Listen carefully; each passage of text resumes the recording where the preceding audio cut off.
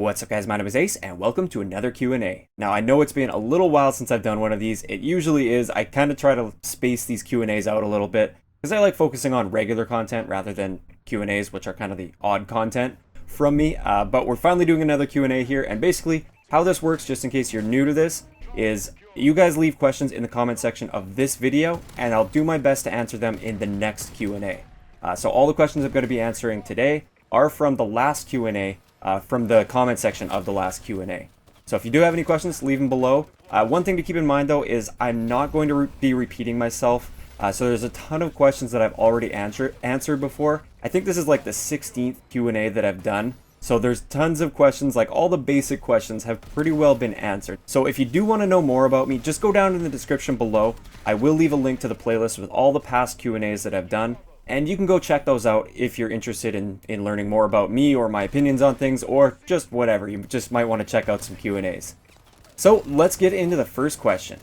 So this first one comes from SuperDan1989. Do you think it's okay to upload more than one video per day? I try to upload 2 or 3 every day, but I don't want to overload my subscribers.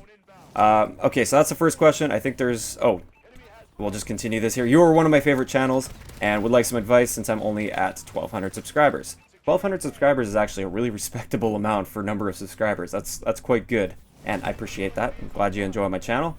Also, what's your favorite vacation place that you've ever been? Alright, so let's answer the first one first off. Do you think it's okay to upload more than one video per day?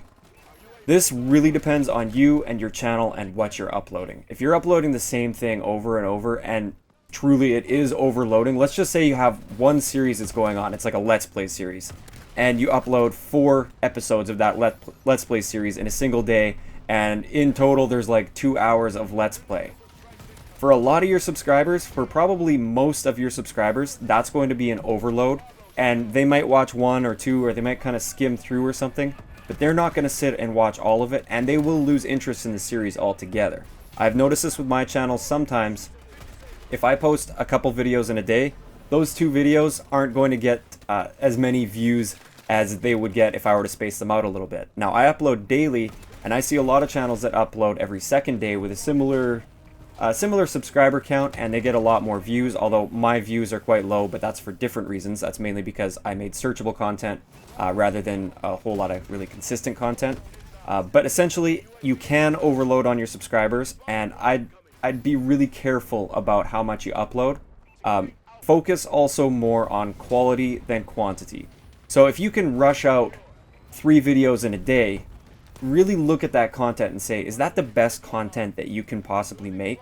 If it isn't, then go back to the drawing board, focus on just the 1 video per day or 1 video every 2 days or whatever it takes to make the best quality content that you can. Quality is always more important than quantity in YouTube.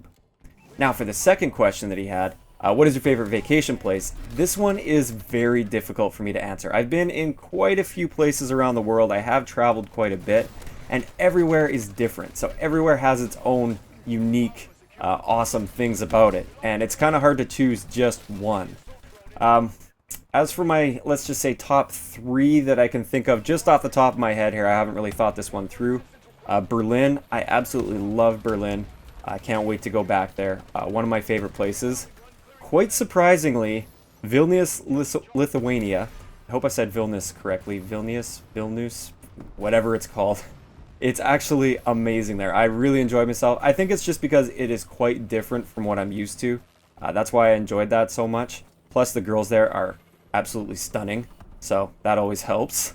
And I would say for number 3, and this is in no particular order, Panama. I really enjoyed myself in Panama.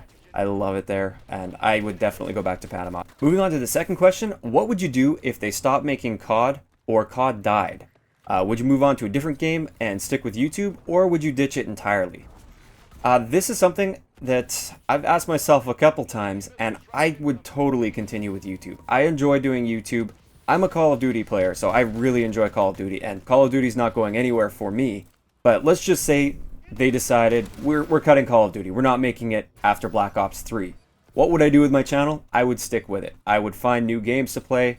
I know my channel would take a massive hit because I know a lot of guys here are here just for Call of Duty, but I do have a base of subscribers that'll watch pretty much anything I upload, which is awesome. I really appreciate those subscribers. They're here for me, my personality, I guess. I don't know why. Weird personality.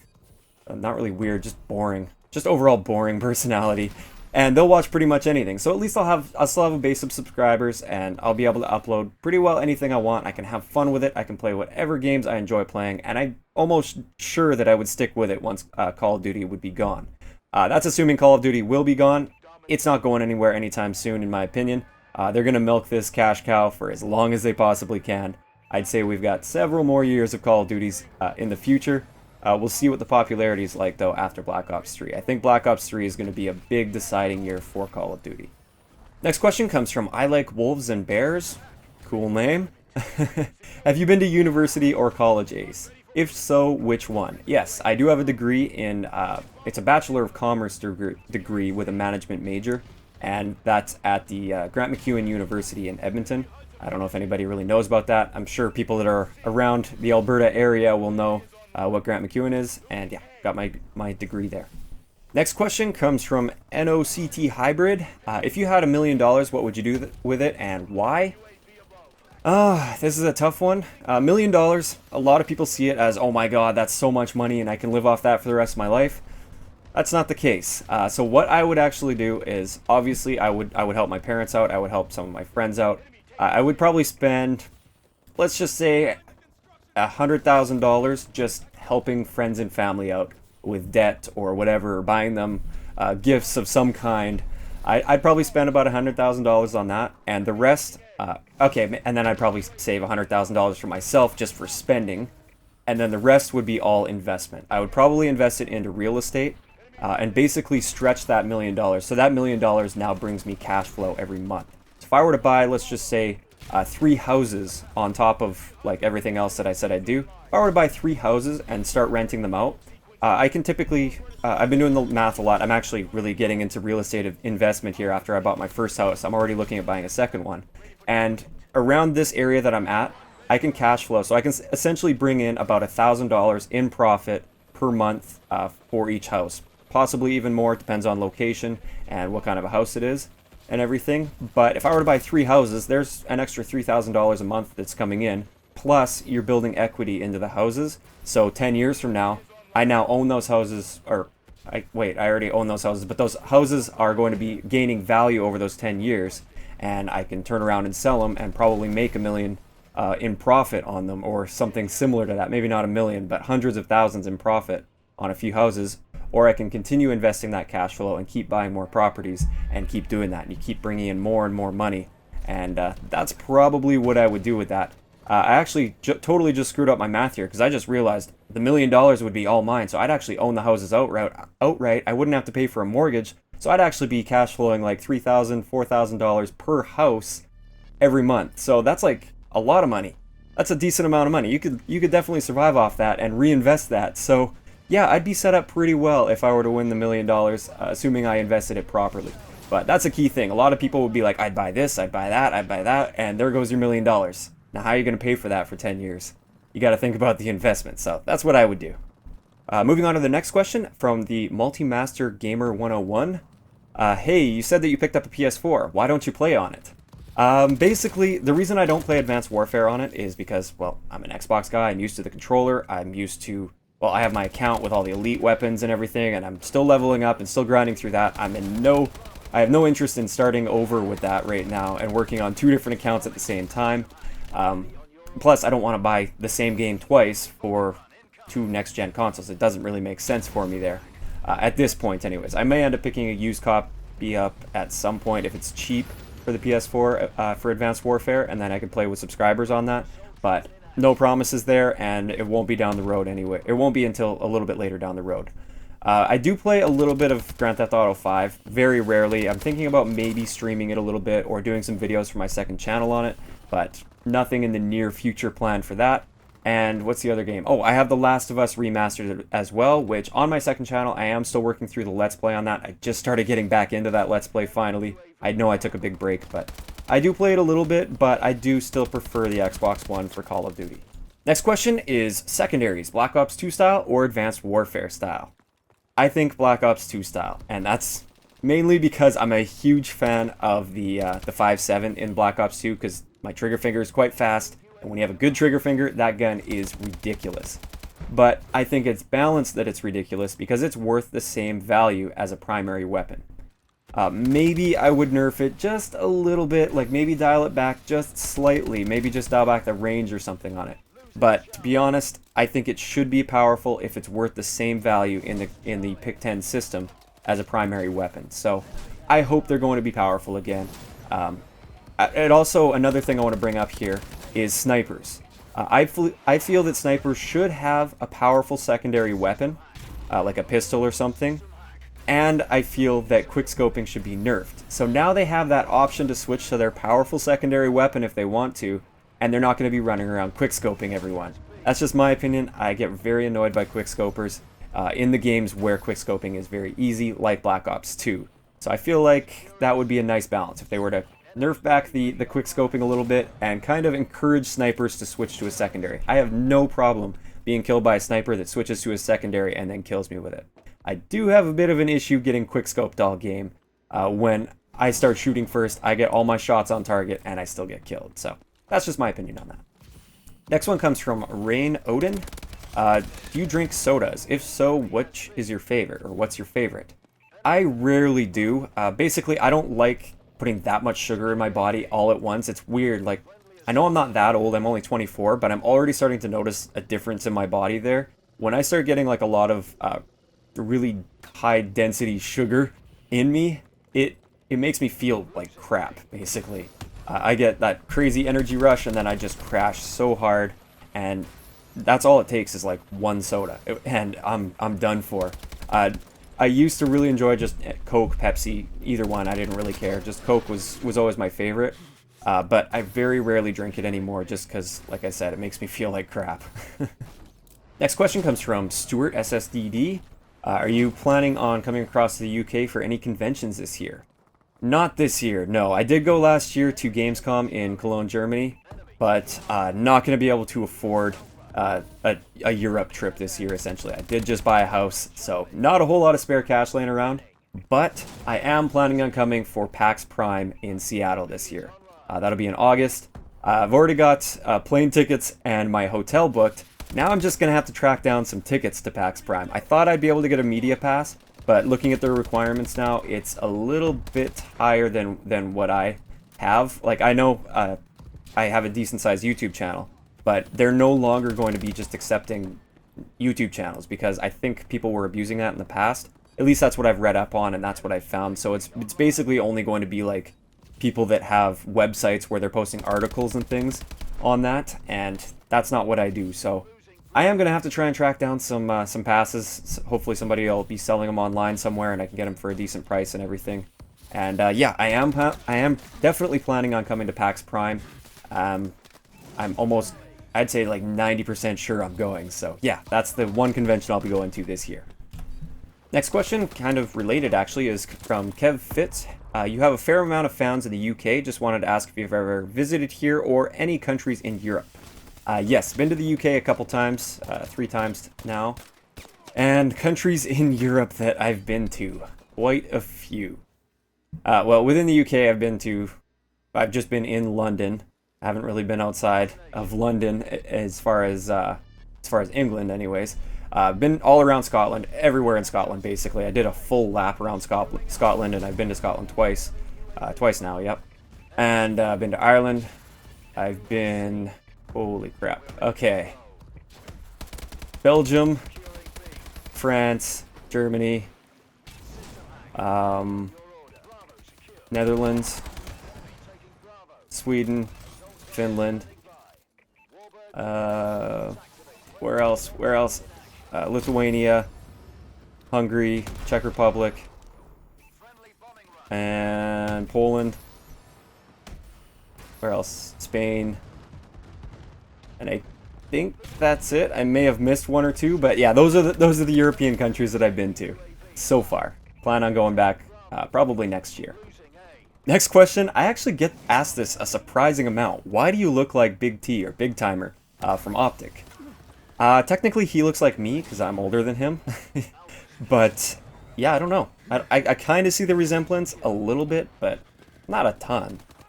Moving on, this one's from Triple B. Ace, my question is, did you lose track of your Q&A again? Yes, I did. Yes, I did. I always do.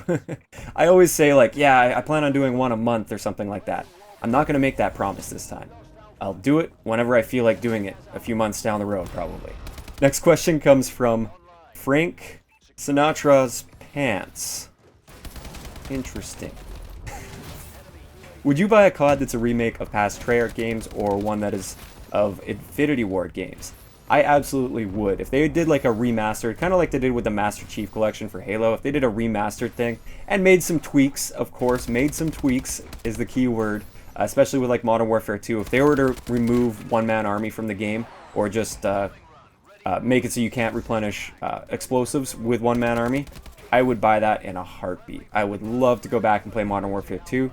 Assuming that the player base was big enough as well. I'm sure it would be. I'm sure a lot of people would buy it, especially right off the bat, and I would love that. Next one comes from Mud Lake River Rat. Also a good name. You guys have some very interesting names. Do you ever shoot in real life? More specifically, hunt? Yes, I actually shoot quite a bit. I haven't volunteered recently at the range, but I'm a range master at a range, and I teach kids how to shoot. So I teach marksmanship and firearm safety, everything like that. And I basically run the range whenever I'm actually working there. And I haven't done that at all this year, though. It's been a while since I've done that. And it's just a private range and not-for-profit organization and everything.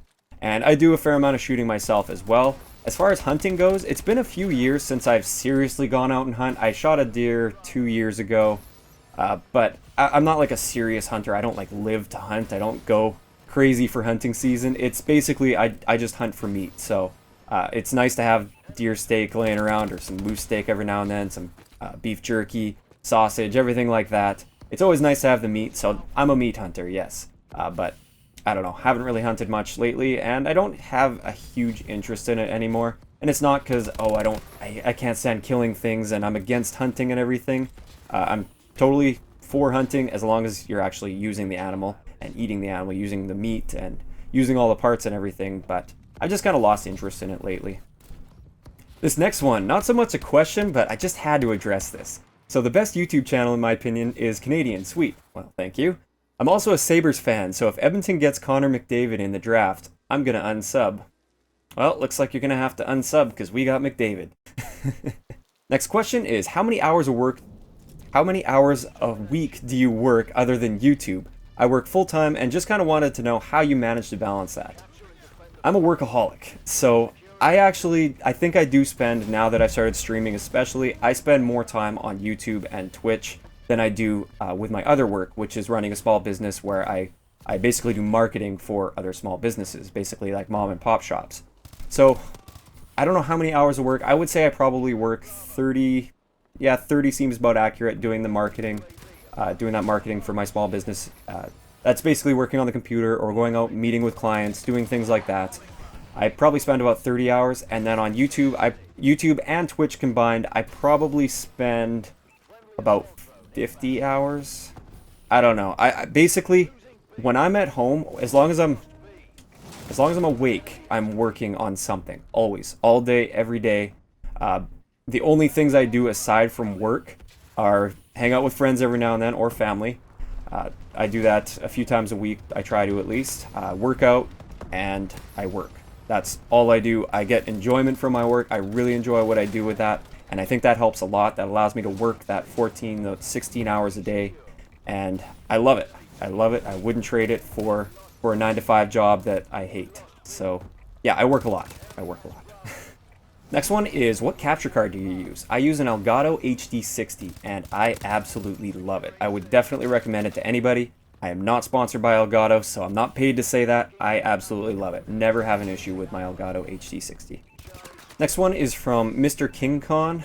Hey Ace, do you think that there will ever be a COD game as good as Black Ops 2 for the competitive side of the game?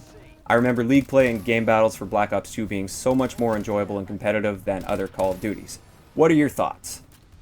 I have faith in Treyarch. I know that David Vonderhaar and everyone else at Treyarch there that's been there for a while, they know what they're doing, and I have faith that Black Ops 3 will be just as good, if not better, than Black Ops 2 for competitive. and I'm crossing my fingers for that because I would really like to get back into the competitive scene. And every year since Black Ops 2, I've kind of tried, I've gave it a little bit of an effort to try and get into like league play or ranked play or whatever their competitive lobbies and everything are, and I just can't get into it. Same with watching competitive streams and watching competitive tournaments. I just have a hard time really getting into it like I did with Black Ops 2. So I'm really hoping that with Black Ops 3, they're going to be bringing that back, and they're really going to be putting a huge focus on the competitive scene. This next one is from Let's Play FS. Do you think all the hate sent to the guys over at Infinity Ward about Ghosts is fair? No, I don't feel they should be receiving hate. I think people take it way too far, they take things way too seriously, and they have to realize this is a video game, and they also have to realize that these companies that are making the video game, well, at least Activision, that's the publisher for them, they're in the business of making money. So some decisions have to be made that make them money, and that may not be liked by everyone in the community. So I don't think Ghosts is one of the better Call of Duties. I don't enjoy myself on Ghosts as much as I did in previous CODs, but at the same time, I don't hate the game. There's lots of issues with the game and lots of things that I feel they overlooked, but I don't feel like they should be hated for that. They still made a solid game that was enjoyable to play. For the most part, most people enjoyed themselves with Ghosts, at least for some of it. I know a lot of people got burnt out on it by, I don't know, halfway through the life cycle, but they still got their enjoyment out of it, I feel. So, no, I don't feel they deserve hate. I do feel they need to take some constructive criticism, though, and really use that in their next game. Next one comes from Marco Mustonen. Sorry if I pronounced that incorrectly. What were you doing in Finland? I'm from Finland. In the last Q&A, I mentioned I was in Finland. Essentially, I have a friend of a friend that lives in Finland, and her family owns an inn there on the side of a lake. So we were just kind of hanging out. It was beautiful summer weather. It was the Midsummer's Eve festival. So basically, the sun doesn't go down. It kind of skims the horizon, but it never actually goes down below the horizon. And we were at this lake. They had an awesome sauna there. Good food. We just hung out, ate food, went in the sauna, swam in the lake, hung out around a campfire, and that was Finland for me, and I really enjoyed myself there.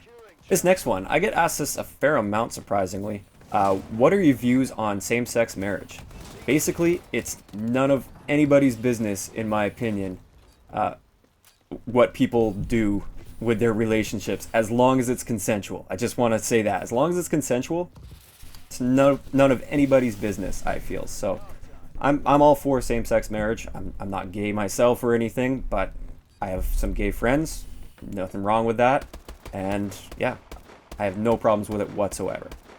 This next one I get asked a lot as well. This one's from Andrew Hull. How would you fix Call of Duty? Do you think Treyarch's new game would be bad if they implemented the same level of skill-based matchmaking? So I'll answer the second question first because that's a little bit easier. I think they would struggle definitely if they had the same level of skill-based matchmaking that we see in Advanced Warfare, or at least that we seem to see in Advanced Warfare. Some people still disagree that there's more skill-based matchmaking there, but I don't know. I would argue that just because if you watch a reverse-boosted gameplay, there are a ton of noobs just hiding out there, and they're all in their own little lobbies, and they're basically recruit bots. It looks like when you watch a lot of like DNA bomb gameplays and stuff. Whereas when you see me play, you're not playing recruit bots. I'm very rarely playing anybody that's as bad as a recruit bot. So I think they definitely would receive a lot of backlash, and I think they really can't alienate their veteran players that have been around for a long time, because that's essentially what skill-based matchmaking does. It alienates the veteran players, and it's designed to help the casual players and the new players that are coming into Call of Duty, which is, I'll be honest, that's where a lot of the money comes from, is that. But if they can continue to alienate the veteran players, what's going to happen to Call of Duty in the long run?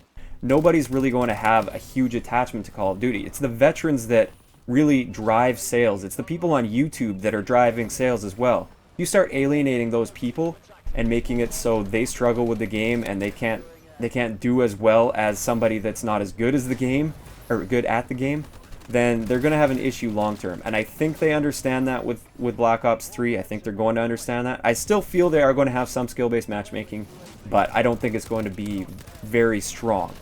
At least I hope that's what it's going to be like. As for how would you fix Call of Duty, I don't want to get into specifics on all the little tweaks and changes I'd make because that would take forever. Essentially, I feel like they push a little bit too hard for innovation in a lot of cases. I may be in the minority here. I know a lot of people say they should always be pushing for change. I would be perfectly happy if Black Ops 3, for instance, was Black Ops 2.5, where they basically took everything from Black Ops 2, upgraded graphics and everything to next gen, had all new maps and maybe like one throwback map or something like that, all new guns but with similar stats and everything, so it was balanced. Because a lot of times when you introduce all new guns and all new stats, the weapon balance that you've worked towards for that full year of Black Ops 2, let's say, that's all out the window and you're starting from scratch again. Now you have to start over and you have to rebalance those throughout the life cycle. And it kind of makes it so half the game's life cycle is unbalanced and there's all these issues, and the second half is amazing. Why not just push it a little bit and don't go too crazy with all the advancements and stuff? That's where a lot of the issues seem to arise. It's like they fix one issue when they release a new Call of Duty, but then they introduce 3 new issues with these new things that they're trying. And I do see innovation as a good thing, but don't push it too hard. That's my opinion, though. I know a lot of people will disagree with that, but that's how I would do it. I would be totally happy with a Black Ops 2.5. This next one comes from The Faker. Have you ever thought of getting a major sponsor? I've definitely thought about it. I would definitely be open to it, and I have had some sponsorship offers in the past and actually recently, but none of the companies that have offered me sponsorships, it's not that the deal wasn't good or something like that.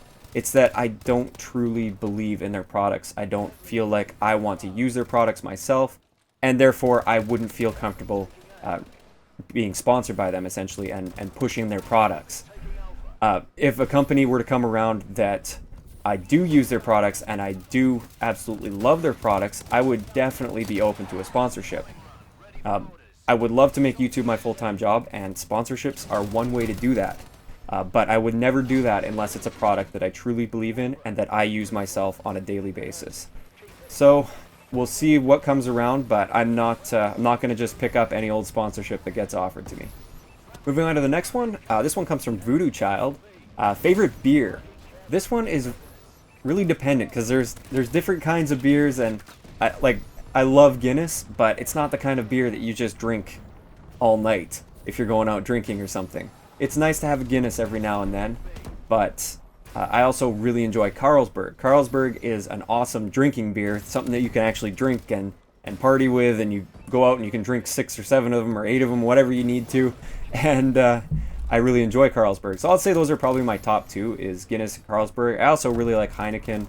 I like a lot of the import stuff. I like a lot of European stuff. So that's going to wrap it up for today's Q&A. This one kind of stretched on a little bit long, but hey, whatever. Hope you guys enjoy the longer videos. Like I said at the beginning, if you have any questions for me, leave it in the comment section below this video and this video only. Don't ask it somewhere else because it won't get answered, because I only look in the comment section. And I will do my best to answer it in the next Q&A, assuming I haven't answered it before. I don't get to every single question. I apologize if I didn't answer your question. If I missed your question, then feel free to ask it again. But like I said, if I've already answered it, I will not be touching it in the next Q&A. So, hope you guys enjoyed this video, and I will talk to you guys next time.